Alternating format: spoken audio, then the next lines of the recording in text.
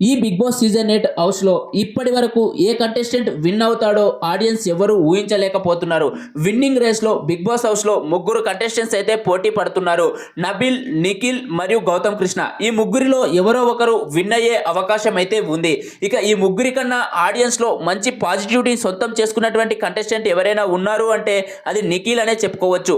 Big boss season 8 ప్రారంభం అయినప్పటి నుంచి హౌస్ లో ఉన్నటువంటి కంటెస్టెంట్స్ లో మంచిగా అందరినీ తీసుకొని మంచి గేమ్ పాజిటివ్గా ఆడుతూ ఆడియన్స్తో అట్రాక్టివ్గా ఉన్నటువంటి కంటెస్టెంట్ నిఖిల్ మాత్రమే.